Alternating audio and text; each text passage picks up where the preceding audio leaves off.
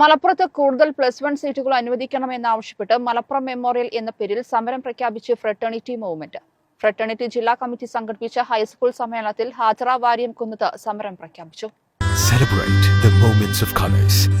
KMT Silks, Perinthalmanna, Kottakkal.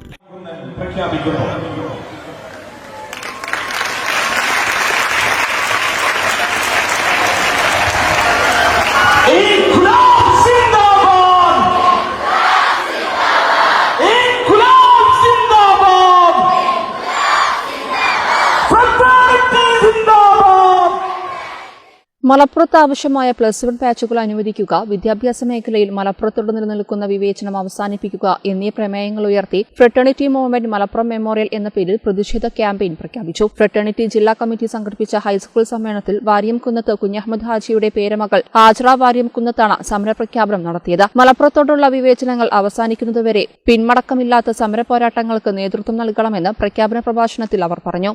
ജില്ലയിലെ വിദ്യാഭ്യാസ പിന്നോക്കാവസ്ഥ പരിഹരിക്കണമെന്ന ആവശ്യമുയർത്തി കഴിഞ്ഞ വർഷങ്ങളിൽ നടത്തിയ സമരങ്ങളെ കൂടുതൽ സജീവമായി മുന്നോട്ട് കൊണ്ടുപോകാൻ തന്നെയാണ് ഫ്രട്ടേണിറ്റിയുടെ തീരുമാനം. മലപ്പുറം മെമ്മോറിയലിന് കീഴിൽ പദയാത്രകൾ, കലാജാഥകൾ, ജനകീയ വിചാരണ സദസ്സുകൾ തുടങ്ങി വിവിധ പരിപാടികൾ സംഘടിപ്പിക്കുമെന്ന് ജില്ലാ വൈസ് പ്രസിഡന്റ് ഷാറൂൻ അഹമ്മദ് പറഞ്ഞു.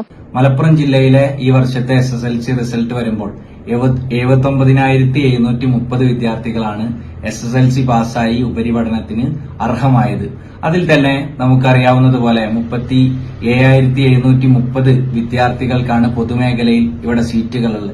അതുപോലെ VHSയും ITIയും പോളിയും എടുത്തു പരിശോധിച്ചാൽ 5,274 വിദ്യാർത്ഥികളാണ് മലപ്പുറം ജില്ലയിൽ VHSയിലും പോളിയിലും ITIയിലും അടക്കം അഡ്മിഷൻ എടുക്കാൻ പ്രാപ്ത സീറ്റുകൾ ഉണ്ടാകുക എന്ന് പറയുന്നത്.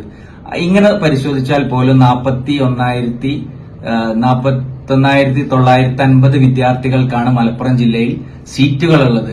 അതായത് മലപ്പുറം ജില്ലയിൽ അപ്പോഴും 32,506 വിദ്യാർത്ഥികൾക്ക് മലപ്പുറം ജില്ലയിൽ അപ്പോഴും 30,000-ത്തിലധികം വിദ്യാർത്ഥികൾ വിദ്യാഭ്യാസ വിവേചനത്തിന് ഇരയാകുകയാണ് മലപ്പുറം ജില്ലയിൽ യഥാർത്ഥത്തിൽ സംഭവിക്കുന്നത്.